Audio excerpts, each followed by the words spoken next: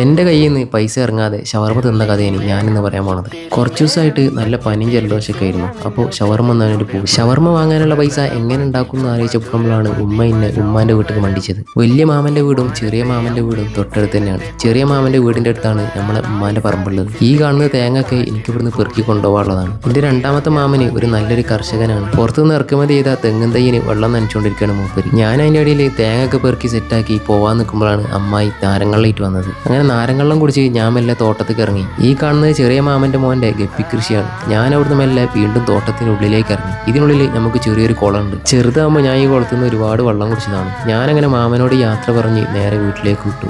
എൻ്റെ ലക്ഷ്യം ഇന്ന് എങ്ങനെയെങ്കിലും ഷവർമ തിന്നണം. അങ്ങനെ ഞാൻ വീട്ടിലെത്തിയ ഉടനെ തന്നെ തേങ്ങ പൊളിക്കാനുള്ള പരിപാടി തുടങ്ങി. അങ്ങനെ ചെന്ന ഉടനെ തന്നെ ഉള്ള തേങ്ങ എല്ലാം പൊളിച്ച് ചാക്കിലാക്കി കുളിച്ച് ഫ്രഷായി ഞാൻ വീണ്ടും പുറത്തിറങ്ങി. അങ്ങനെ വണ്ടിയെടുത്ത് ഞാൻ നേരെ കടുങ്ങാത്തുള്ളിലേക്ക്. കടുങ്ങാത്തുള്ളിലാണ് നമ്മുടെ തൊട്ടടുത്തുള്ള മലഞ്ചരക്ക് കട ഉള്ളത്. അങ്ങനെ തേങ്ങ ഞാൻ മലഞ്ചരക്ക് ഷോപ്പിൽ എത്തിച്ച് ഞാൻ എൻ്റെ ഫൈനൽ ഘട്ടത്തിലേക്ക് എത്തിയിരിക്കുകയാണ്. അങ്ങനെ ഉമ്മാൻ്റെ പറമ്പിൽ തേങ്ങ വിറ്റ് ഞാനൊരു കോടീശ്വരനായി. ഈ പാവം തെങ്ങ് ചതിക്കുന്ന ആരാ പറഞ്ഞത്? ഏതായാലും ഞാൻ അവിടുന്ന് ഷാഹിദിൻ്റെ ലേസി ബേക്കറി പോയി നല്ലൊരു ഷവർമ കണ്ട് വാങ്ങി.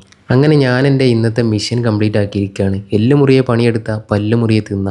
വീഡിയോ ഇഷ്ടപ്പെട്ട ഫോളോ ചെയ്യാൻ മറക്കല്ലേ.